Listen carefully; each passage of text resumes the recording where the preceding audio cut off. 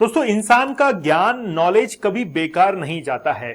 आज का ही देख लीजिए कि मैंने अपने सेशन के अंदर पीछे एक फोटो लगाई हुई है, तो फिल्मों का ज्ञान भी आज काम में आने वाला है। असरानी जो है एक उम्दा एक्टर थे, ये तो आप सबको पता है। इन्होंने एक फिल्म के अंदर, आप फिल्म का नाम बताइएगा कि फिल्म का नाम क्या है। इन्होंने डायलॉग डिलीवर किया कि आधे उधर जाओ, आधे उधर जाओ और बाकी मेरे पीछे आओ। मतलब पीछे कोई बचा ही नहीं है जो इनको फॉलो करे। अभी आगे जाकर सेशन में ये बात चरितार्थ होने वाली है कि आखिरकार ये डायलॉग जो है वो कैसे फिट होता है कि आधे उधर जाओ आधे इधर जाओ। चलिए, तो हम लोग असरानी जो है अजीत डोवाल, जो कि हमारे नेशनल सिक्योरिटी एडवाइजर हैं, जिनके चर्चाएं, जिनके लेजर लाइट्स आंखों से निकलती हुई आज पूरे भारत के अंदर फैली हुई हैं। लेकिन अजीत डोवाल वाकई में हीरो हैं। 7 साल पाकिस्तान के अंदर रहना ये कोई आम बात नहीं है, कोई सामान्य बात नहीं है। हम लोगों को अगर एक दिन भी छोड़ दिया जाए पाकिस्तान के अंदर, तो जो छोड़ने के लिए गया है उसके पीछे पीछे वापस भागाएंगे। लेकिन 7 दिन तक बंदे ने रुककर जो है कमाल किया, सारी इंफॉर्मेशन कलेक्ट की। अजीत डोवाल पहुंच चुके हैं सऊदी अरेबिया के अंदर बात करने के लिए। किस बात को लेकर? बात तो पते की है, और वो है एनर्जी सेक्टर की, कि हम आपसे एनर्जी सेक्टर के अंदर बातचीत करना चाहते हैं। इंडिया की जो भी सप्लाई है आप उसको रोके ना, लगातार जो है भारत के अंदर भेजते रहे। ठीक है, बड़ा विस्तार से अभी हम लोग बात करेंगे।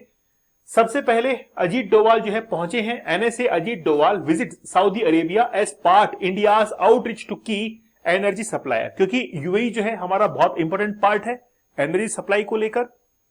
चाहे इराक देख लीजिए, ईरान देख लीजिए, सऊदी, यूएई, ये बहुत की हमारे मेजर की पॉइंट्स हैं एनर्जी को लेकर।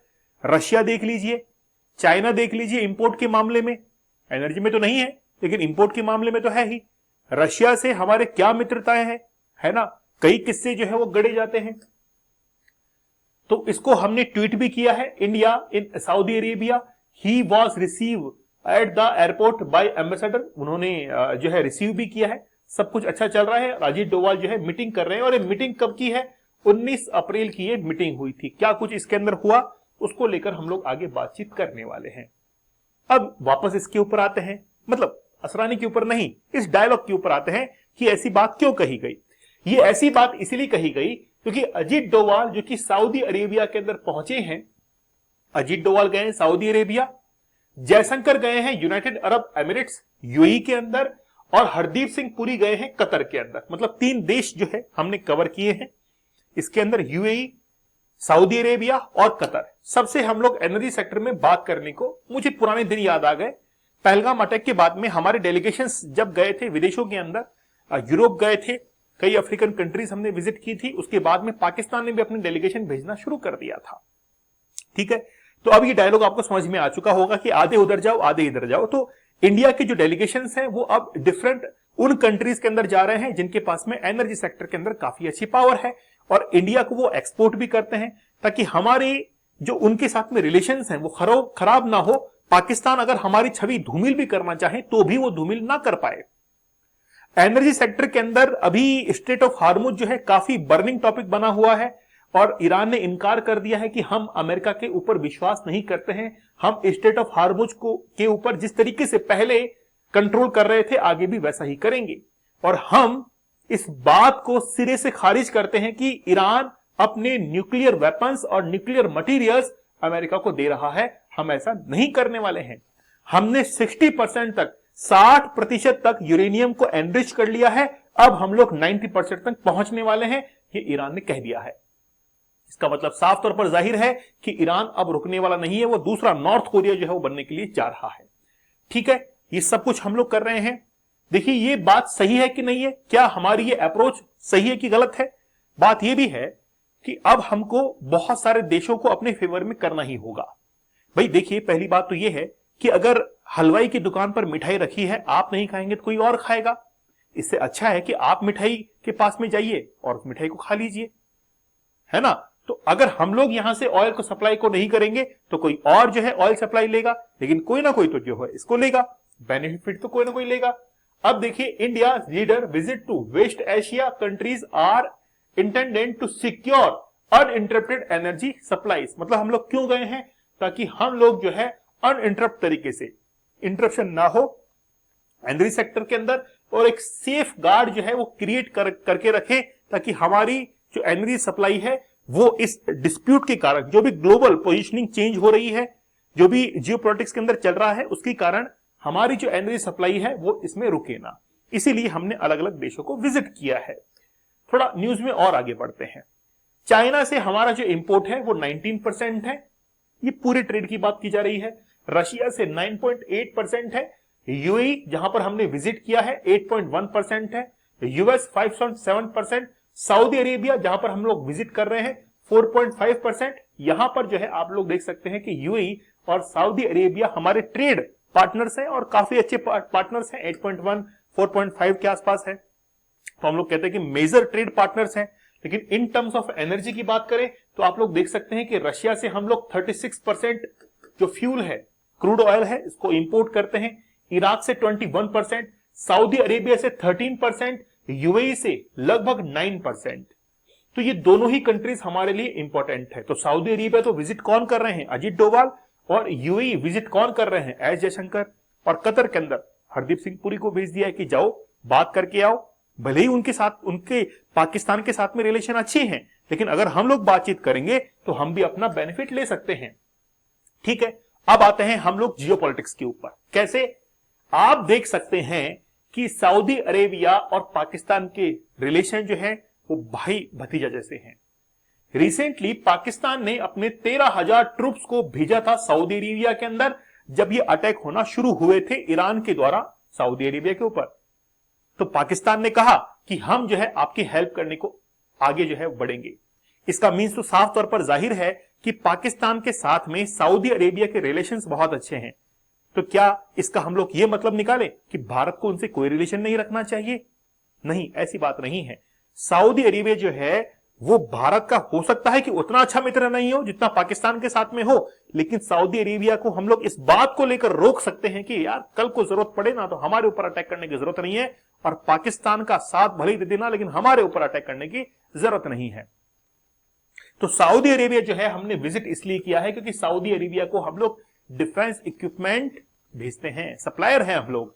इसका मीन्स ये भी हुआ कि इंडिया अगर सऊदी अरेबिया को डिफेंस इक्विपमेंट सप्लाई करता है, वही डिफेंस इक्विपमेंट पाकिस्तान जो है वो बाय कर सकता है और वही हमारे ऊपर यूज कर सकता है। मतलब हमारे ही हथियार हमारे ऊपर हमला करने के लिए हो रहे हैं, और ये इस बात से प्रूफ भी होता है। अभी मैं आपको आगे बताने वाला हूं, ये देख लीजिए आप लोग कि भारत के अंदर जो मिशंस इंडिया लिमिटेड है will supply artillery emissions for Saudi Arabia. हम लोग अपने एमिशंस जो हैं उनको सप्लाई करते हैं कहां पर? सऊदी अरेबिया के अंदर।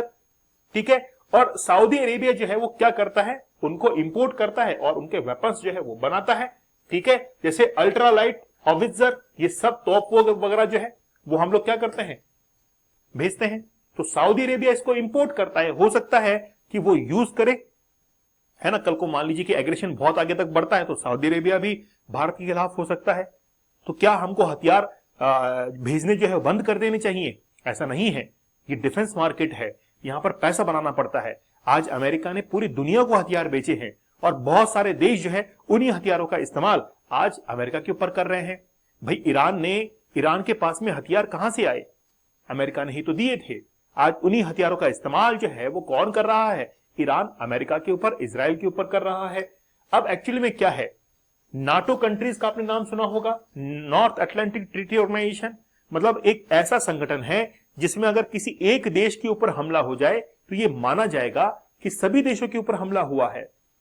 तो पाकिस्तान और सऊदी अरेबिया के रिलेशन भी कुछ ऐसे ही हैं कि अगर पाकिस्तान के ऊपर या सऊदी अरेबिया के ऊपर अटैक होता है तो वो पाकिस्तान के ऊपर अटैक माना जाएगा।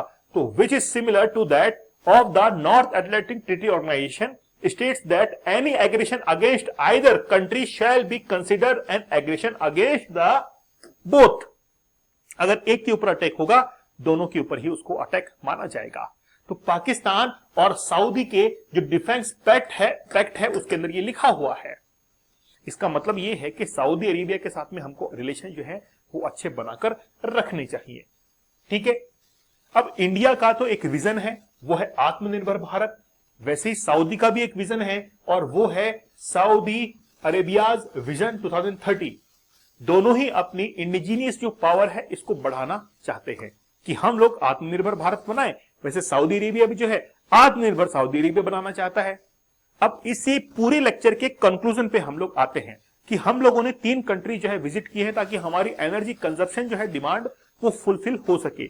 हम लोग अभी इसकी परवाह नहीं कर रहे हैं कि कौन किसके साथ में है, हम लोग अभी प्रेजेंट डे के अंदर जी रहे हैं कि आखिरकार हमको जहां से भी ऑयल सप्लाई मिले हम लोग उसकी पूर्ति करें, क्योंकि India has huge population in all world. पूरे विश्व के अंदर सबसे ज्यादा जनसंख्या हमारी है। कल को अगर इनकी डिमांड पूरी करनी है तो आप देख सकते हैं कि डिमांड जो है हवा में तो पूरी नहीं होगी कि ऑक्सीजन जो है वो डाल लो, है ना, और गाड़ी चलने लगेगी, ऐसा तो होगा नहीं। पैसों का काम पैसे से ही होता है। ये बात सुनी होगी आपने बुजुर्गों से कि भैया पैसा जेब में होगा तो पैसे का काम पैसे ही करेगा।